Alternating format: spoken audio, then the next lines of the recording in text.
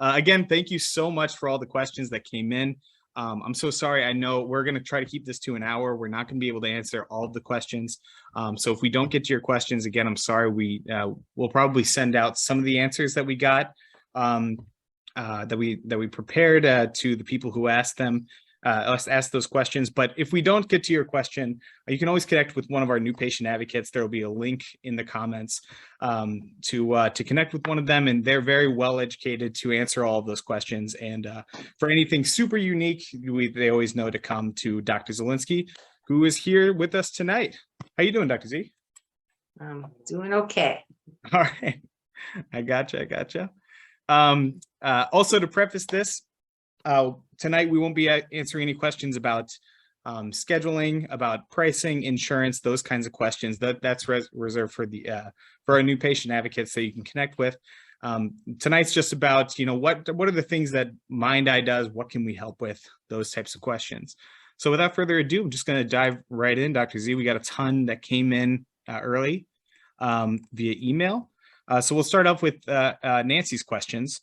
The first one, she came in, she said, what is the best microcurrent unit, or at least what to look for in such a unit, and what are some of the benefits for vision and eye health that such a unit can address? So if you could just describe what a microcurrent unit is. Well, microcurrent treatments are really, really fantastic, but I really want this time on Facebook to stick to optometry directly. Some optometrists do recommend microcurrent therapies, but I like to stick with visual processing. So MindEye is representing visual processing. So I don't want to, we have so many questions, I don't want to get off topic. But I think microcurrent is fantastic. There's not really a best one because they're different conditions. Mm-hmm. Gotcha. All right, number two, so that she had was, how can dental issues affect the eyes and one's vision? Well, the floor of the mouth, the roof of the mouth, the palate is kind of the floor for the eyeballs. There's a sinus in the middle. So if you have dental work and you're shifting the palate of your mouth around, then it's going to be like giving your eyeballs an earthquake. So there's sometimes giving an earthquake can be helpful if you widen a palate in a child. Sometimes their visual problems lessen, but other times when there's a root canal or an abscessed tooth or something, you can create visual problems. Gotcha. All right, and number three, what are the various options for cataract implants, and how to know which is best for someone? Well, there's three main options. The first option is a single lens that focuses at one spot. So they call it a monofocal lens implant, and you can choose where that one spot is. So you can say, I want it clear for distance because I like to drive. I want it clear for my television, which is at a closer distance. I want it super clear for reading. And if I have to put glasses on to drive, I'll do that. But that's a monofocal implant. A second type is a multifocal implant, which is kind of like a progressive multifocal, where one spot in the implant is good for far away and other spots are good for intermediate or close. That's a newer type of implant, and I find that when people get those, sometimes their balance is affected because when they're looking down, it's like wearing a progressive lens and you can't take it out. So a lot of times as people get older, they can't wear progressives anymore. But if you have an implant that's a progressive type, you're stuck with it. And then there's a third type for astigmatism, which is called a toric implant. So you have a monofocal, a multifocal, and a toric implant. And the astigmatism implants are about 5 years old, maybe 6, and they are designed to sharpen your eyesight very well centrally, but they distort the periphery a little bit. So we tend to have our patients not use them. And if they need to address the distortion, we'll put glasses on top of them. Because again, as you get older and your posture changes, people get knee replacements or hip replacements when they're older, and their posture will shift. But if you have a lens that's distorting the periphery, and then you have a physical structure change of your hip or your shoulder, then the two won't match. So we tend to stick with monofocal lens implants. Now, sometimes they'll say you can get one monofocal implant for far away and the other one for reading, and then you don't need any glasses. But we find that that affects depth perception. So you're probably better off having a single monofocal in each eye, set for whatever distance you use the most, and using glasses on top of it for anything else. And kind of along the same lines, because we get a ton of questions with regards to cataracts. If someone were considering coming to us, but they need to have cataract surgery, should they come before or after they have the surgery? Definitely after. Definitely after. Because before, as soon as you have the surgery, everything's changed. So.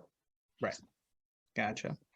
Okay. And then I don't know if you have any more to expand on this. The fourth question she had was, does it ever make sense to only have cataract surgery in one eye, even if both eyes have cataracts? Yes, it can. But it totally depends on how binocular you were, like whether you had good depth perception or not, and which eye was dominant, and so if you have a very, very dominant eye, and that's the eye that has the cataract surgery done in it, sometimes the other eye doesn't have to be done, but it totally depends on the density of the cataract and your lifestyle. Mm-hmm. So, but yes, there are times when you'd only have one. Gotcha. All right, and then the last question from Nancy was on glaucoma. Is there a way to prevent glaucoma from developing, and can it be reversed? Well, you can. You can't exactly reverse it. Once the damage is there, the damage is done. But what you can do is circumvent the problem. So the glaucoma is a clogged up drain.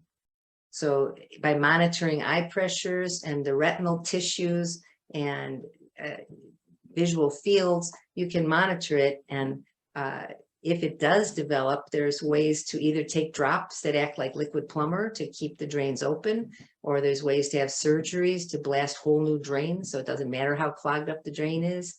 So it's not really reversing it, but it's circumventing it. Mm-hmm. Okay, so thank you, Nancy, for all those questions. The next question came from Jen. Jen has an 8-year-old child that has sensory disorder in a lot of ways: modulation, discrimination, dyspraxia, and autism. Nonverbal autistic child, as well as several vision problems. I know, Dr. Z, you already read over this. Her question was, sorry. What would be the best advice for safety precaution for parents and therapists, along with advice for educators as far as methods or approaches to be beneficial? And does this identify with anything I, the parent, should look further into as far as a diagnosis for AIDS and helping my son? Yeah, each patient, either one, verbal or nonverbal, has a chunk of space that they use. So you can watch, if you put, what we do in our office would be put, say, a jigsaw puzzle down or some game or toys around, and then we'll watch where the person's gaze goes to. So some people only go to their left, some people only go to their right, some people are dead center. They might move their body to shift. So if they have puzzle pieces in front of them, then they might turn their body to get to the other puzzle pieces or shove them in the middle of them. So the thing you could have your aide or yourself look for is which chunk of space does your child use? Because they do not use all of the space. Now, they also said there was astigmatism in the child's glasses. The mild astigmatism will, as I just said earlier with the cataracts, it will sharpen the eyesight to see details. But a lot of the nonverbal kids that we see don't really care about the details. They care about things moving. They care about big things. So if you distort the periphery and you distort how they hear things with how they see things, then it's not necessarily helpful. It creates confusion. So what you should do is realize that if the peripheral eyesight is distorted, it's going to exacerbate how your child sustains visual focus and how they pay attention and how much concentration. And it's also going to contribute to a slower fixation or a slower shift in gaze. So if they're in school and they have to look from the teacher to a board or from a book to a paper, that's going to be a lot harder for them if their periphery is distorted by an astigmatism in their glasses. This type of patient's a prime candidate for MindEye services. Yeah, absolutely. You know, because that's what we do. We would figure out which chunk of space they use, and then you could put glasses on to angle the light to activate that section. Absolutely. And kind of divert the light away from the sections they don't use. And then concurrently, you can slowly develop the usage of the other parts. Yeah, thank you. So thank you, Jen, for that question. The next question comes from Arth. It says, have you ever had any success with healing / reversing short-term memory loss from a damaged hippocampus, which came as a result of viral encephalitis? Yeah. I mean, I've dealt with several patients that have had viral encephalitis, but you can't reverse the damage. You can reroute it. You can relearn a new way of storing information. But no, you know, the brain plasticity, you know, is incredible. So you can use other aspects of your brain, but you can't fix the damage that's there. Mm-hmm. Yep. All right, thank you, Arth. Next question is from Na Kim. Do you have any data to show how much improvement of symptoms your autistic patients received from your service in an estimated time frame? There's a number of questions. I don't have hard data. We're actually building a database to collect hard data, but I've got 35 years of working with the population of autistic patients, and I've been a speaker at Autism One multiple times. But no, we don't have hard data at this moment. Yeah. And then I'm going to add two more questions on here from now. It's what type of patients or symptoms would benefit most from your service? And then what type of patients or symptoms would benefit least from your service? Those are good questions. Right. The type of patient that would benefit most would be people who have brains that aren't optimally functioning. And the people who would benefit the least would be a neurotypical patient who have no issues in academics, sports, or social skills, because that's where poor visual processing affects social skills, it affects academics, it affects sports. So if you get somebody who's a neurotypical person who doesn't have any issues, that we'd be the least likely to help them. Yeah. But if you got a brain that you know is a good brain, but it's just not functioning to its full extent, that would be what we could help the most. All right. Thank you, Now. So the next question comes from Joey. Has Dr. Zelinsky ever helped anyone with GAD ataxia? So I'm going to butcher a lot of glutamic acid Yeah. decarboxylase ataxia. Yeah, it's an autoimmune disorder. No, it affects the cerebellum, but the cerebellar issues are really, really tricky to work with. Typically, this would be better with a Chinese medicine doctor or another type of provider to stabilize the entire cascade that's happening in the immune system. So that's not something that, we might be an adjunct, but you would need a team of people to deal with this because that autoimmune cascade's got to be dealt with first. Right. Basically, the concept is if the inside of your body is not working well, then your brain is not going to take time to deal with the outside environment. So. All right, thank you, Joey. Next, the question is from Aspira. It says, my roommate is severely myopic in her right eye since birth and didn't get glasses till she was 15. What can be done to improve her vision? One doctor said LASIK would not be a good choice. No, you're right. LASIK wouldn't be a good choice. That's a surgery for nearsighted people, but it's not necessarily. All it does is it changes the 3 millimeters in the center of your eye. It doesn't help your processing. So if she didn't get glasses till she was 15 and she had no glasses all this time, just sharpening her eyesight isn't necessarily the best way to go. And she would need to develop the pathways that were never developed in the first place. Mm-hmm. And she might benefit from contact lenses, and it depends if one eye is more myopic than the other, because that would throw her depth perception off. But if you have contact lenses on one eye, if it's different, sometimes you don't want to have a thick lens and a thin lens. So I would need more information to answer that clearly. But yeah, just sharpening the sight by surgery rather than having eyeglasses doesn't fix the problem. It lets you, get input, but not necessarily changing any processing. Mhm. And just for my own learning experience, because I feel like we get a lot of people who have a big difference in power between one eye and the other. And so what do you typically see in those people in terms of, the issues that they deal with, and what do we typically do to help those types of patients?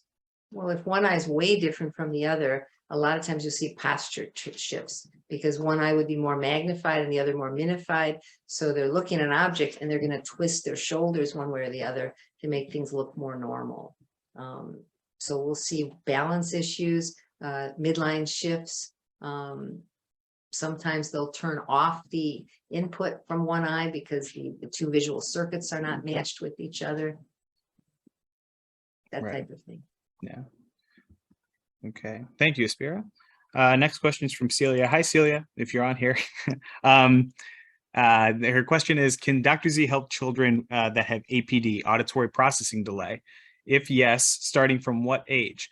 And can she please explain the goings on of APD and how she can help with it? Well, we're optometrists, so we're dealing with visual processing, not auditory processing. But what happens is that we're dealing with how the person visually perceives auditory space. So, when you have, there's central auditory processing problems, which is called CAPD. There's peripheral auditory processing problems, but we're looking at it from a visual perspective because we're optometrists. And the visual perspective of auditory problems is that you have to hear a sound and then picture in your mind where it is. You have to make a mental map of where you hear sounds. And some children don't make a good mental map of the sounds and their location. So when you put glasses on, it shifts that mental map.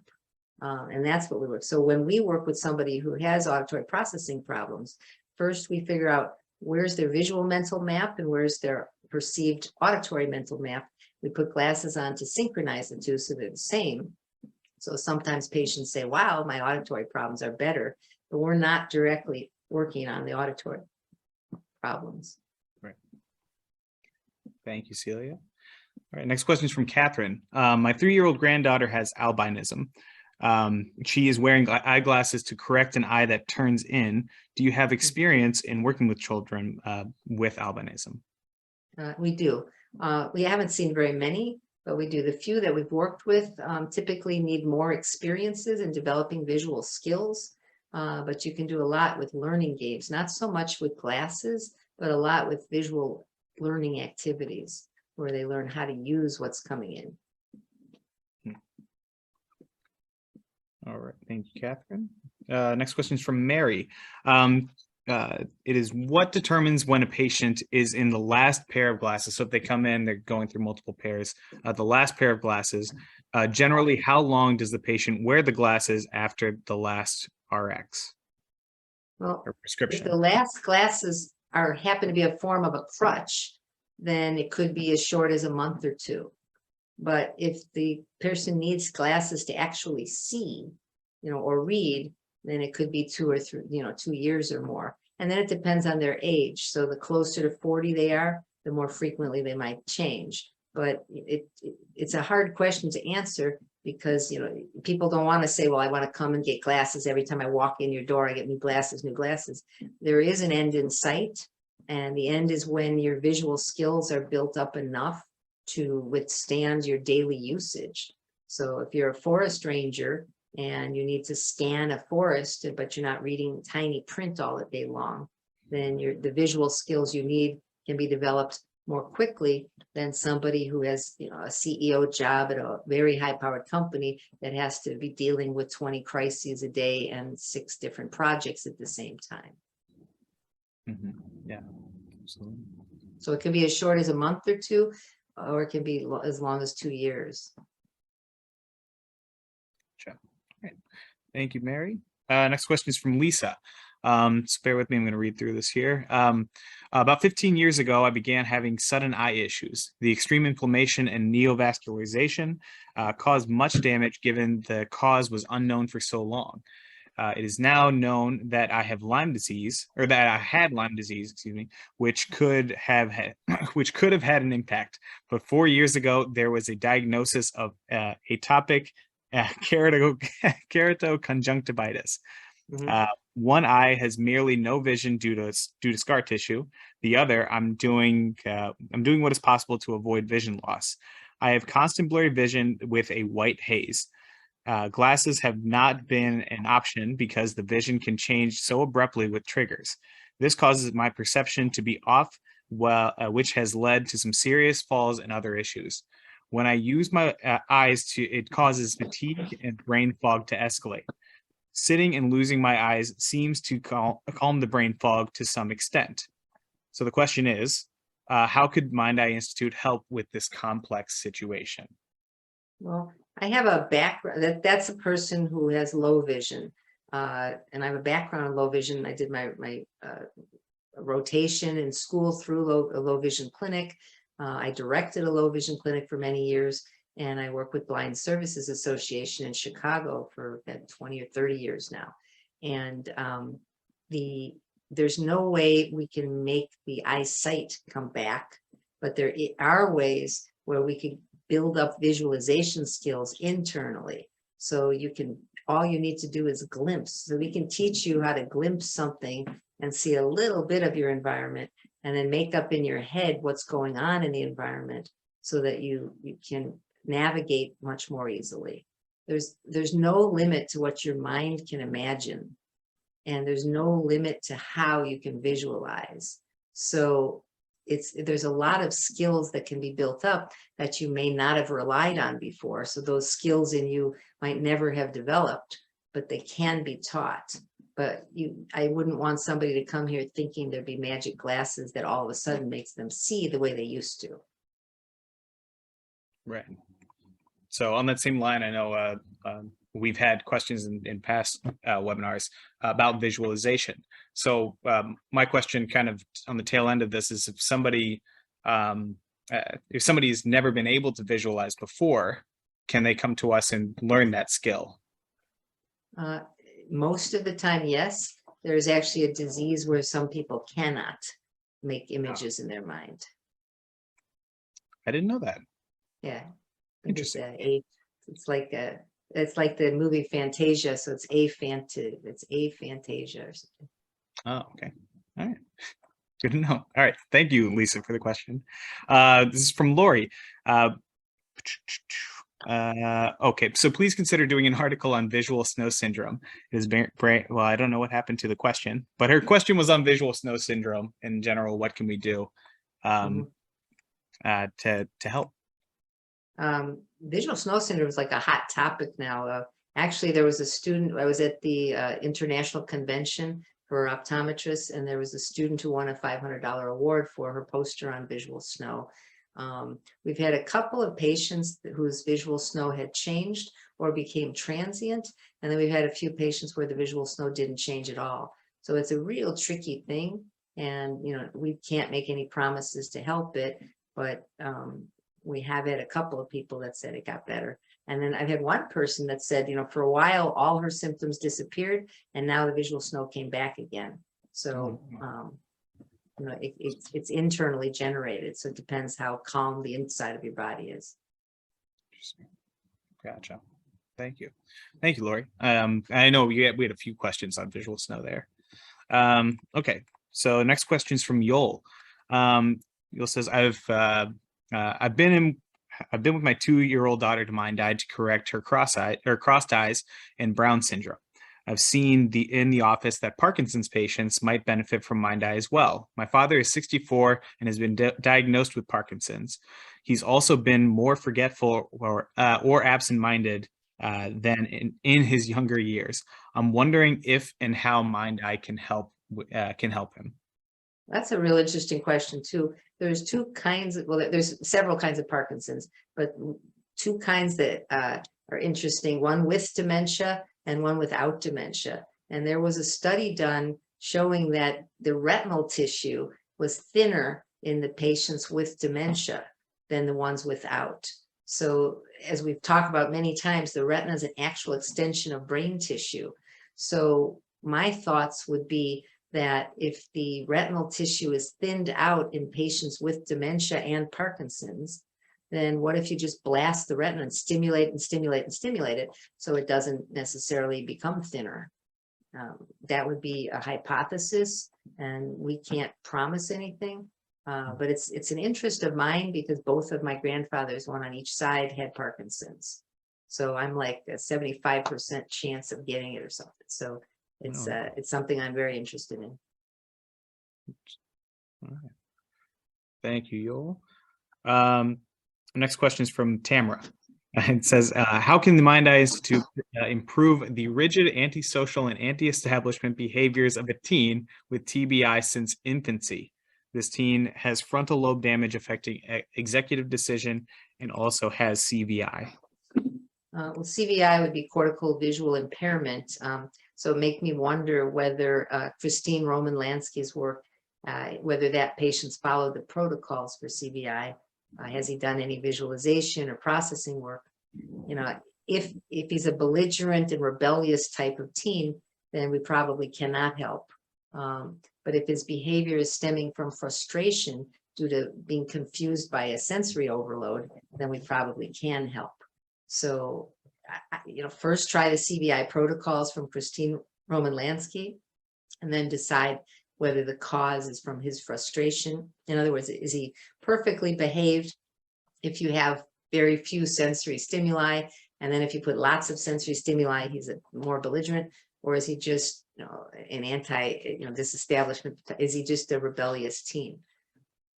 Right. Okay. Thank you, Tamara. Next question is from Shelly. It says, can you help with double vision? So she says, I have prisms in my glasses, but they don't do enough. My optometrist knows about my double vision and can't help more. It's getting worse.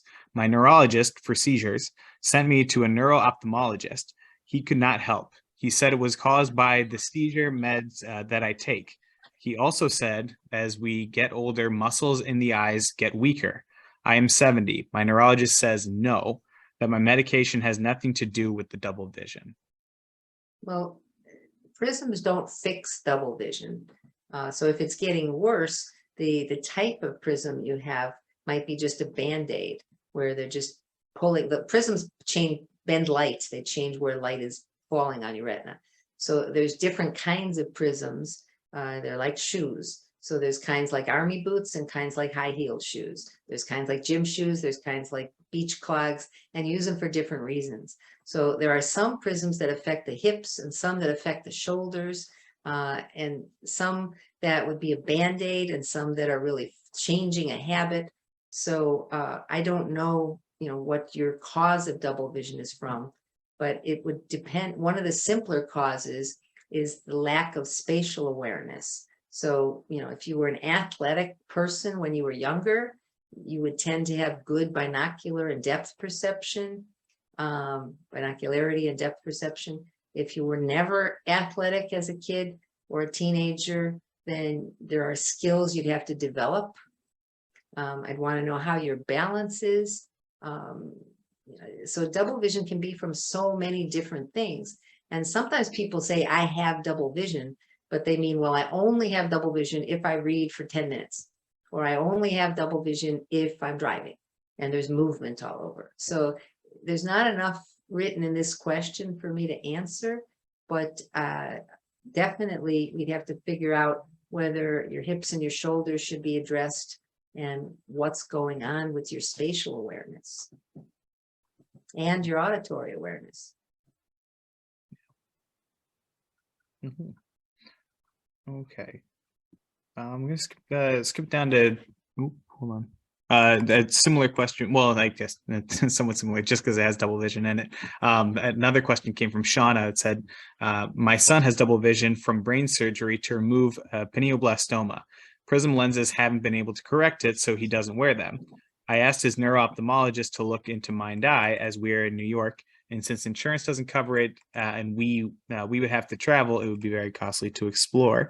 So the question was, the neuro-ophthalmologist said it wasn't anything practiced or recognized by the medical community and would likely be a long shot. Is she wrong? Yes, I believe she is wrong, because it is recognized by the medical community, what we do. In fact, Johns Hopkins University is providing continuing medical education for all the lectures that I give at the Brain Mapping Foundation.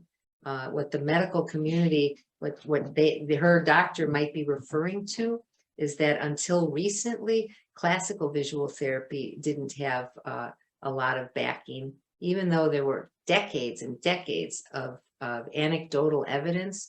There wasn't hard research, but the classical vision therapists have worked now very hard to create good research, but it's newer. So your MD might have learned from a long time ago that, you know, classic work on eyeball exercises doesn't work and it's not medically recognized. But we're delving with brain processes, and visual processing is a part of brain processes, and it is very, very much medically approved.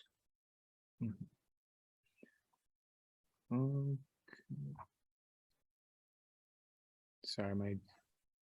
In fact, it's funny. We've been published in a neurophotonics textbook. We are going to be published in a nano neuroscience textbook. You know, for people, there's tons and tons of medical evidence documenting this. Thank you. Sorry, my computer was lagging there for a little bit. Okay, so thank you for the question. So I'm skipping ahead here. I have a question from Tracy. I'm not going to read the whole thing, but I thought it was a really interesting question that we get a lot of times in the office, I feel like. And it's, can you lose processing by not using it? So I'm just going to leave it at that. Yeah, I mean, you can lose a skill, definitely. It depends how long how long you didn't use it. You know, if you don't use it for a day, you know, you tend not to lose it. If you don't use it for a month or two, depends how solidly it was in there. So, you know, if you're saying, you know, for a week I wasn't using it, that's not really enough time to do anything. Also, if you tried Prism glasses and they didn't work, it could be because there wasn't enough time to adapt. You know, you have habits and you have to break old habits and form new habits.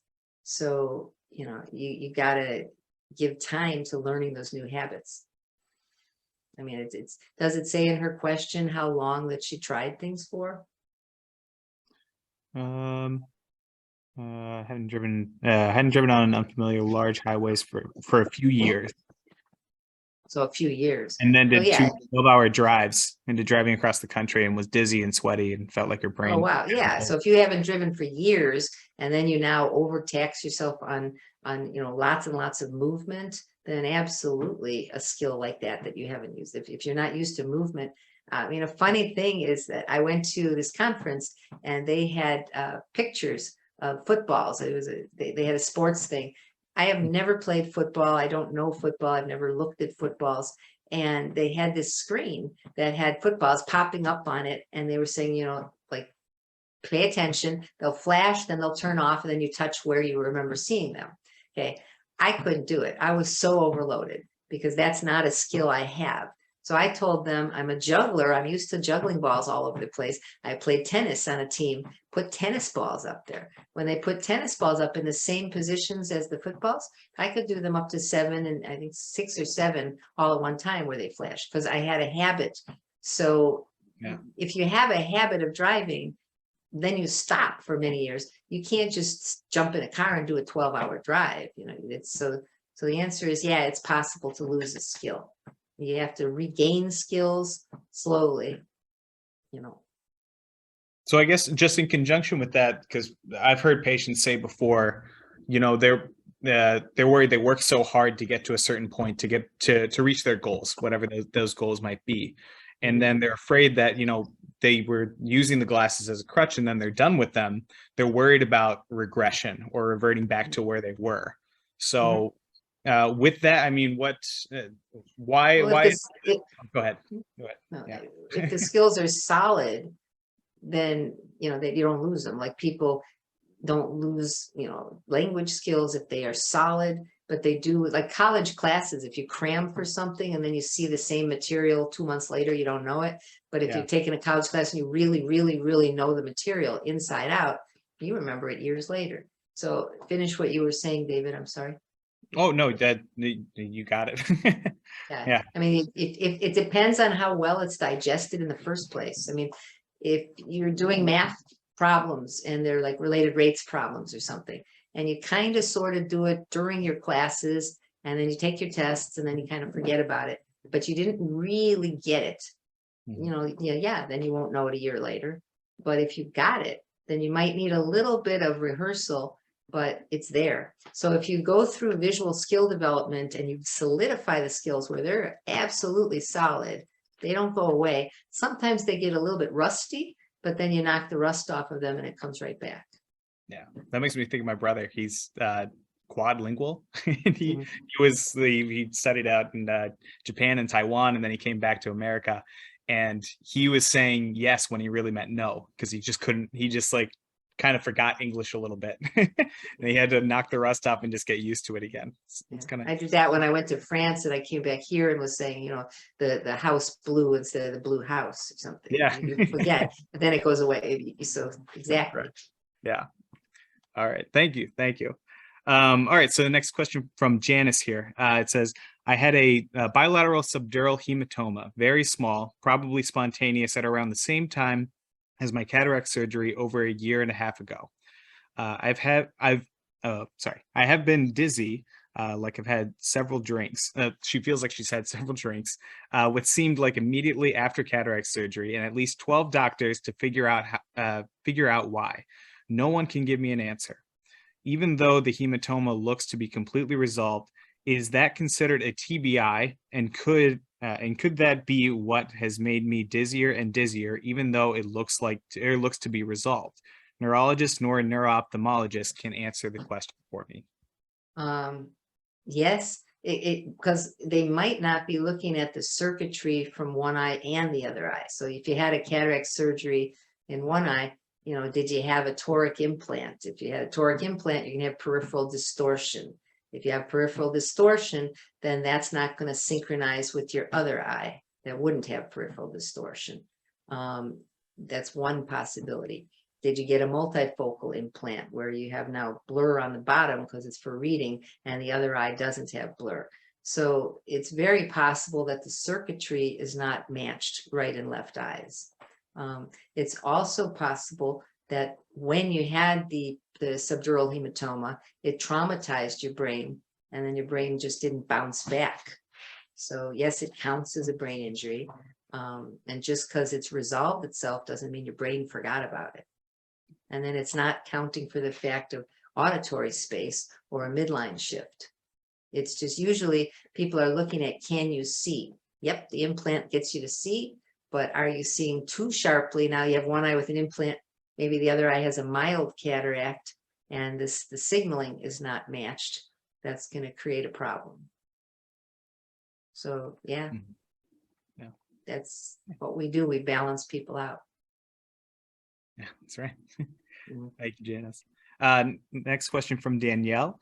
I'm 15 months post-op from a pinealectomy, occipital craniotomy, to remove my pineal gland cystic tumor. I still struggle with an eye/brain disconnect, as if my eyes don't properly work together. It makes me feel disconnected from reality and very spacey. So 2 questions. 1, is this something you can help me with? And 2, what's the process like in fixing this? Yeah, this is something we do a lot of, not necessarily pineal glands that have been, have cysts have been removed, but when people feel spacey and they're not comfortable, we do a lot with that. How we do that is we look at both the eyesight pathways, peripheral and central, and then also what's called the non-image forming retinal pathways. So the retina is connected to pathways that have nothing to do with eyesight at all. So like your pupil pathway or jet lag, those types of things, or the retina is connected to appetite centers. And so what we do is we figure out which pathways aren't working well, and then how do we bend the light to either activate the pathways or block them off, so that we divert signals from the bad pathways and push them to the good pathways. But that's the type of patient we work with really well. All right, we're about 45 minutes in. So again, I just want to remind everyone, this is being recorded, so we are going to be sending out a recording. We'll probably go for about 15 more minutes here. Again, you know, thank you so much for the questions. There's just so many, we can't possibly get to all of them tonight, but you can always connect with one of our new patient advocates. They're well educated. They're there to just talk about what we do and tell you if whatever you're dealing with fits our bill. So I'm going to jump into some more questions here now. Megan asks, do Prism glasses help with ASD and how? The autistic spectrum disorder is a spectrum. So the Prism glasses help. And I'm going back to what I said before. Right. Sometimes they help because there's so many different kinds of prisms. There's directive, disruptive. That's a toss-up question. Sometimes patients need prisms because it works on a certain pathway, but other times patients can't tolerate any prisms at all. So just because your eyes don't point a certain way doesn't mean you can put a prism on to force the light to where the eyes are. People don't necessarily get adjusted to that. So oftentimes we work with lenses and no prisms, or we work with filters. And certain people on the ASD having a spectrum disorder, certain people do much better with filters. Other people do much better with prisms.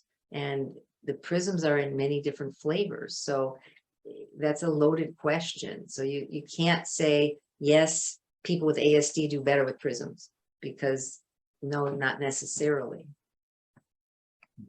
But they definitely do better when you've assessed how the circuitry is and what part of their world they're paying attention to. I mean, I've had people on the spectrum where we've used lenses and they've come home and said, wow, Mom, we just, you know, when did we get the new door? And wow, I can see your whole face now. And, you know, just differences. We had one the other day. And when he gets his glasses, I know there's going to be a giant difference. But it's not necessarily prisms. It could be lenses or filters or a combination. And this one's probably also a loaded question, but it's, can you explain how MindEye can help with ADHD? Oh, yeah, that's the same thing. Well, ADHD is usually a chemical imbalance. So when you put glasses on, it's altering biochemistry, but it's also changing the way that the person is spatially adapting to their environment. So the question is, how do glasses help, or how can MindEye help? Or how can MindEye help?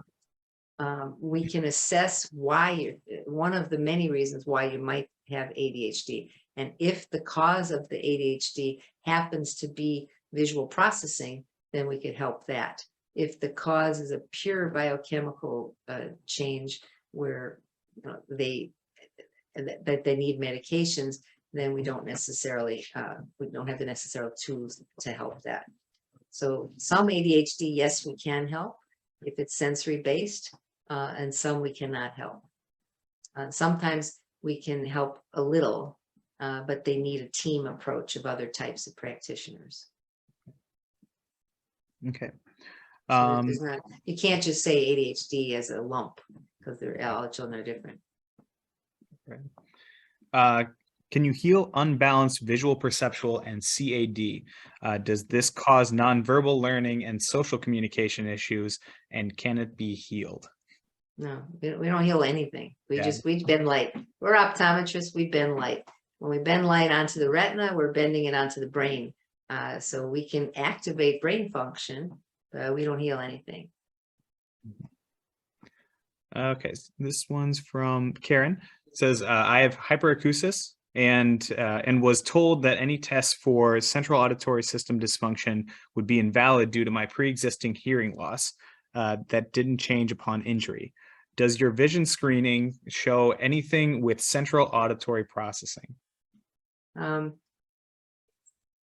Somewhat, but not exactly. So that's the question is worded funny. The answer is no, we don't show anything specifically with central auditory processing. However, I have an email address from AOL that is CAPD gone, because we had a patient with CAPD and it disappeared. The diagnosis went away because the problem was coming from her auditory system not being able to process the same as her visual system. And when we linked the two, the issue vanished. So central auditory processing disorder is one aspect of brain processing. We don't fix it. We don't deal directly with it. I mean, there's a specialist in Chicago, Janan Ferry, who's phenomenal at CAPD, but she's made her career on that. And she's taught Terry Bellis at Northwestern. But we can work with patients who've been labeled with CAPD, move their visual space to match their auditory space and see changes. I hope that answered the question. Mm-hmm.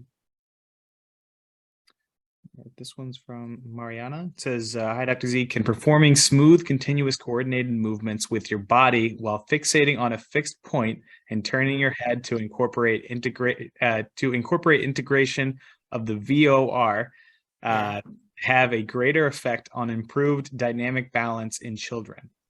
Yes, but it's what she's basically saying is if you point your eyes at a target and you move your head, forcing your eyes to stay still so the target stays still, and you do activities with your body at the same time, can that help children? And the answer is absolutely. So that goes back to what we also often do at MindEye, is we work with multidisciplinary things. We provide changes to the environment, but we work with people like Mariana to work with the body, and other practitioners like Donna Lee Marcus from Designs for Strong Minds to work with the cognitive abilities and the executive functions.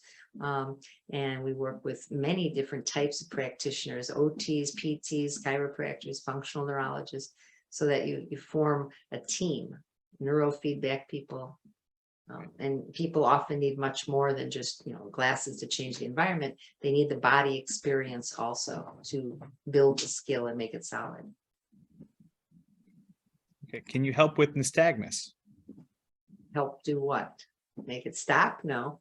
Likely to stop. That would be my guess. Yeah. Everybody with nystagmus has a null point. So you can use glasses to push the patient into their null point. Mm-hmm.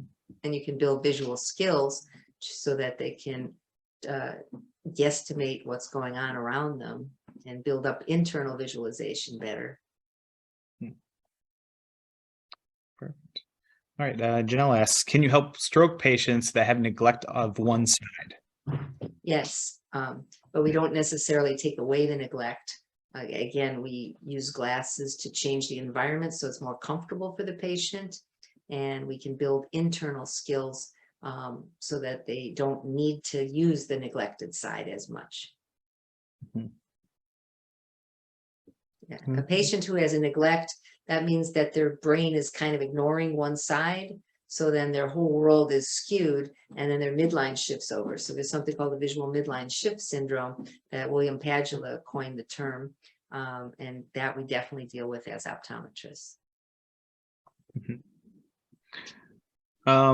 And this one, just asked about Prism. It says, how long will it take to adapt to Prism glasses? But I guess just to any glasses, if you just want to speak to that. Well, what kind of prisms? The high-heeled shoes or the army boots? It's a lot quicker when you try to adapt to an army boot, and it's way harder to adapt to a high-heeled shoe.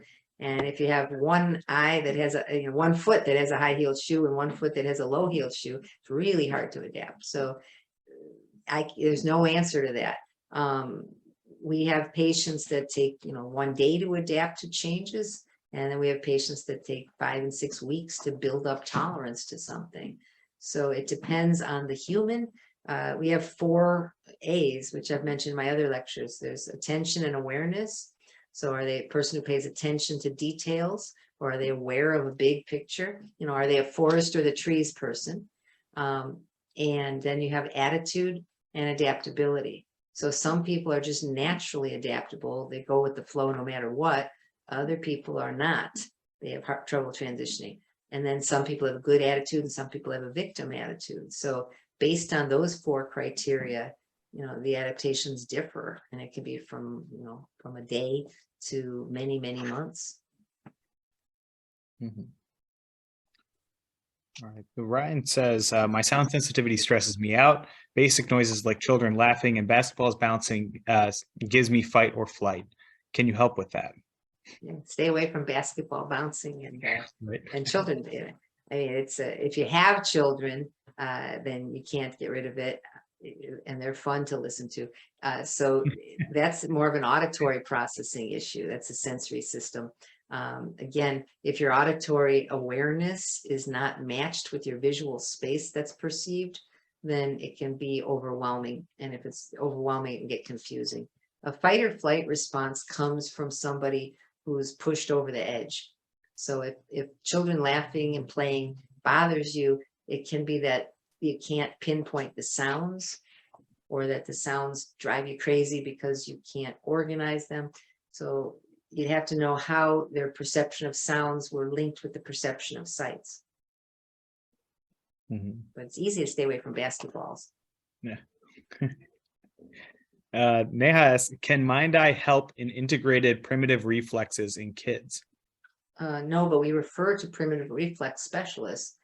There's 5 primitive reflexes that are connected with the eyes.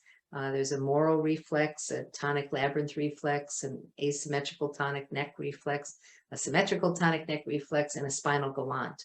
Those 5 reflexes are linked with the eyes, but we don't do primitive reflex integration. There's other practitioners that specialize in that, because there's so many other reflexes too. I mean, there's embryonic reflexes, fetal reflexes, there's posture reflexes. So babies are born, all babies are born with innate primitive reflexes. And then as they get integrated, then postural reflexes get produced. And the person runs, instead of being on an innate unconscious system, they're running on a subconscious system. So, you know, we see lots and lots of patients that have unintegrated, or as Donna Lee Marcus puts it, disintegrated primitive reflexes, but we send them out. Mhm. Do your glasses fix convergence insufficiency? No, we don't fix anything. Convergence insufficiency is the end of a chain. So convergence insufficiency means you don't converge easily, but convergence is at a conscious level. So just as I was just saying, there's unconscious processes, there's subconscious processes, and conscious processes. Convergence is a conscious process. So if there's anything wrong at the subconscious or unconscious level, it's going to affect convergence. So, and a lot of people can converge, they're just not motivated, or it might take so much effort that they don't want to bother. So if you tell me to watch a pencil and pulling it this way, and it hurts and it's not comfortable, and I have no reason to watch a pencil, then I'm going to not do it. And then you're going to label me convergence insufficiency. If I'm tired and you're trying to make me converge, so the answer is no, we don't fix convergence insufficiency. What we do is we assess everything that comes before convergence, which is a whole lot of unconscious and subconscious processes, and balance those. And then often the convergence insufficiency disappears, but we're not fixing it. You also have to, in order to converge on a target, you got to know where the target is. To know where it is, you have to have good spatial organization. To have good spatial organization, you have to have good orientation of where your body is in space. So, and then to have that, you need to have good energy. You know, there's so much stuff that comes before it that, you know, you can't just look at an eyeball and say, this eyeball doesn't converge. You have to look at what the brain is doing and how much energy the person has and how much motivation for the target they have. You know, they have eye charts that were designed in the 1950s, I believe. And they're nice and relaxing because it's to test focusing. And it's talking about the sun warming up a hut, and people, it's nice and relaxing. One person did an experiment in the 80s, and they changed the eye chart and they made a racy novel. And they watched to see if the people who normally said, nope, I can't read any further than the second paragraph, changed. And when it was a very racy novel, these people were reading and squinting and straining all the way down to the fourth paragraph. So they said that you can't just label convergence or accommodation focusing, because you have to combine it with intent. And there's so much more to it. So no, we don't fix convergence insufficiency, but it vanishes when all the underlying causes of it go away. I know you talked about a lot about it, this topic on Amy Zellmer's podcast, right? Or her, Yep. her YouTube Yeah, I have channel. like a whole hour. I have Yeah. a whole hour where I spoke just on convergence insufficiency. So if Yeah. somebody writes to the office, we might be able to send that video. Yeah, I think it's called Concussion Discussions, right? It's Yeah. yeah. She was on her third set of that, and I think mine was, I believe, in the first set. Right. Yeah. Yeah. So if anybody has interest in that, they can look that up. Amy Zellmer, Concussion Discussions, Convergence Insufficiency with Dr. Z. Okay. Just have one more question here. So this looks like it might be a patient of ours already, or she might be a patient of ours already. Do the glasses cause your eyes themselves to move? It feels almost as if my eyes have moved to where they were before my car accident with the glasses. Well, the glasses hopefully put your brain to be more comfortable. And if your brain is comfortable, you're going to go back to an old habit. So, if you had a good habit, then technically the glasses don't cause your eyes to move. They bend light, your eyes reflexively move where the light's coming from, but it also sends signals in to change the way space looks. And then depending on that, how space looks, you're going to point your eyes a different way. So glad that something's helping. You're feeling like you're before the car accident. Yeah. All right. So I'm going to cut it up there. Unless Dr. Z, is there anything you want to add tonight? Not at this point. I mean, if there's more questions that people send them in, we can answer them and email them back.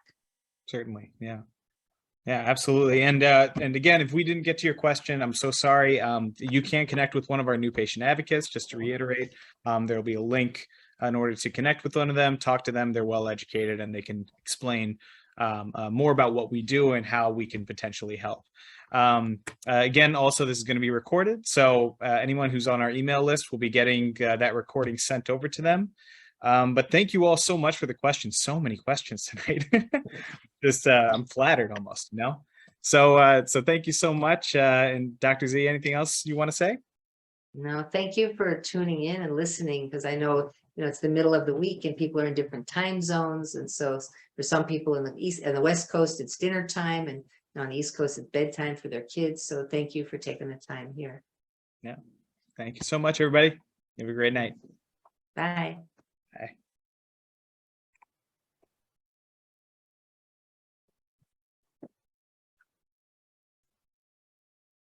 We are clear.